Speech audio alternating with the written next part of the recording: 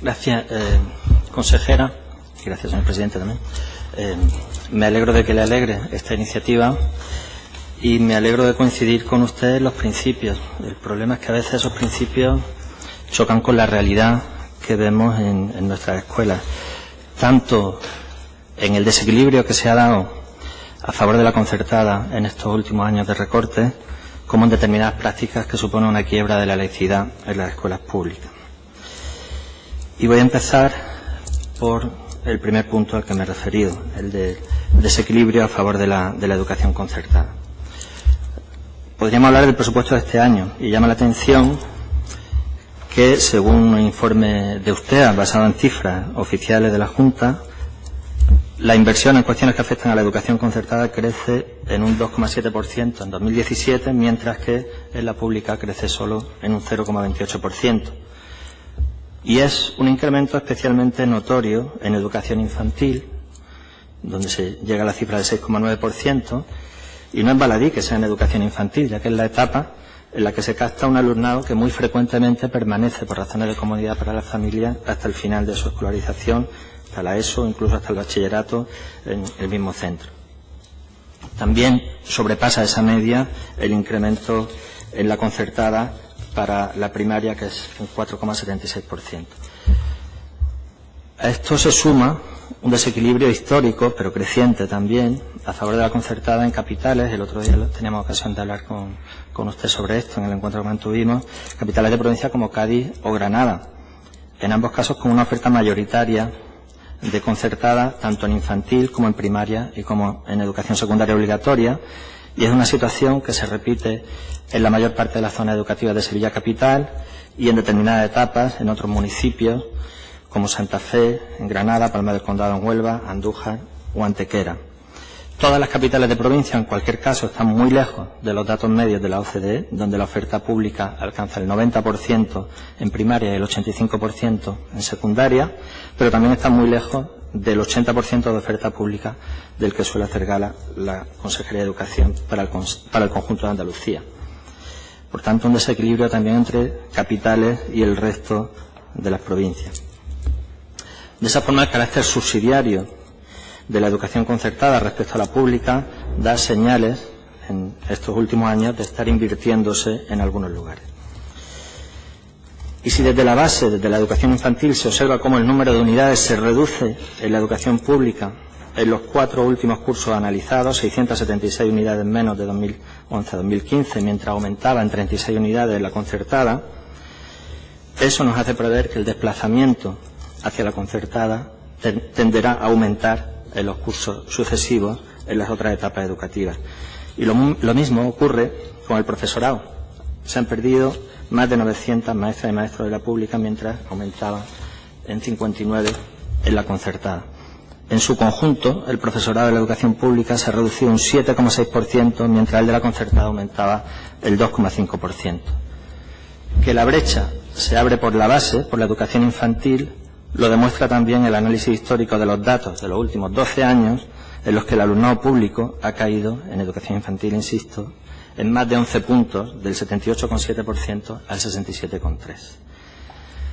Esa situación que describimos muestra un panorama preocupante que va más allá del hecho de que la llamada educación concertada, que en realidad es un sistema de financiación con fondos públicos de una enseñanza en su inmensa mayoría confesional católica, sea una rémora de un pasado, como usted bien ha dicho hoy, no precisamente democrático y perpetuado por unos acuerdos, coincido con usted, anacrónicos con la Santa Sede y no muy acordes con la aconfesionalidad del Estado que consagra la Constitución.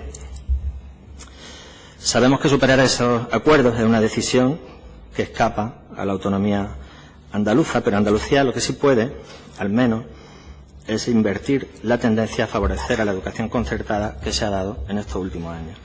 Y puede hacerlo con medidas como no concertar allí donde la educación pública tenga espacio, creo que ha hecho referencia a eso, no concertar la enseñanza no obligatoria, es decir, la etapa de infantil o el bachillerato, construir nuevos centros públicos, invertir más en la educación infantil pública, bajando los ratios en paralelo al descenso de la natalidad y aprovechando ese descenso para recuperar también las unidades que se han ido perdiendo, o no concertar, también ha hecho usted referencia a ello, en relación con la propuesta que van a presentar en el Congreso, efectivamente estaremos de acuerdo, con las escuelas que segregan por sexos a los alumnos. Queda claro, pues, que la mayor amenaza a la laicidad de la educación proviene de la expansión de la educación concertada, mayoritariamente, insisto, católica, que se ha experimentado en estos años de los recortes. Pero no es la única amenaza. Y paso al segundo punto al que quería referirme. El artículo 21.2 del Estatuto de Autonomía para Andalucía establece que la enseñanza pública, conforme al carácter aconfesional del Estado, será laica. Y, sin embargo, este artículo choca con prácticas que subsisten y que habría que erradicar si nos tomamos en serio el precepto estatutario, que también es un precepto constitucional. Por ejemplo, la flexibilidad que se otorga a los centros para pasar del mínimo de 45 minutos en las clases de religión a 90 minutos. Y habla usted de autonomía. Nosotros defendemos la autonomía, pero siempre que sea una autonomía real.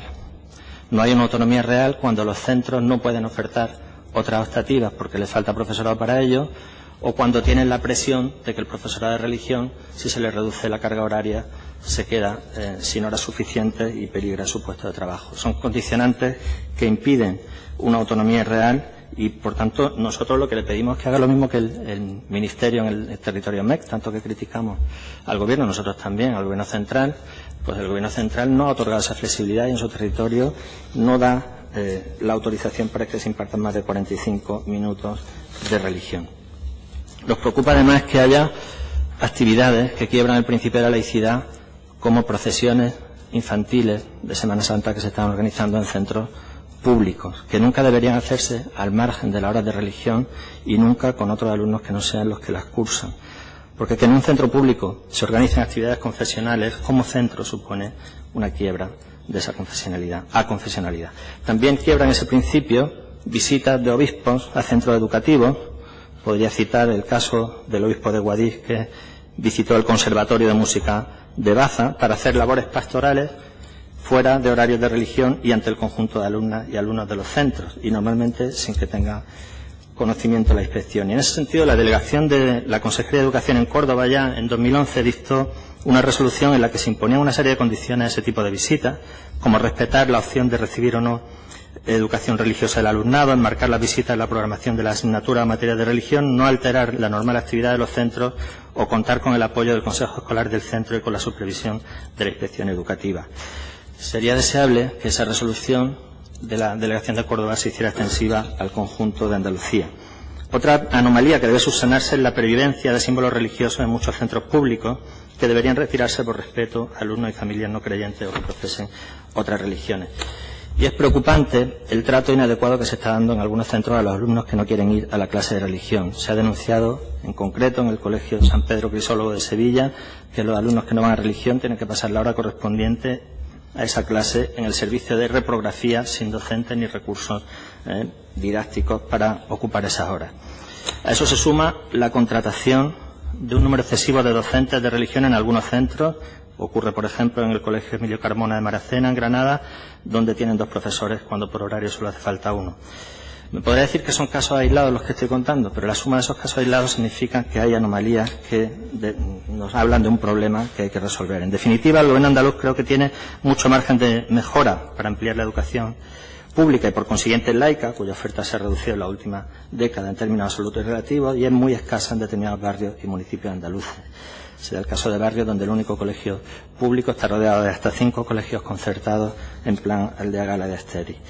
Y también puede mejorarse mucho a la hora de aplicar el principio estatutario de la laicidad, como venimos diciendo, a la enseñanza pública frente a inercias de tiempos pasados en los que se ha otorgado a una determinada confesión y a su representación organizada una omnipresencia en espacios que van más allá del derecho individual a la libertad de conciencia y que acaban cayendo fácilmente en la tentación de imponer su propia moral al conjunto de la sociedad, y eso desde la más tierna infancia. Gracias. Gracias, señor de Manuel. Señora consejera.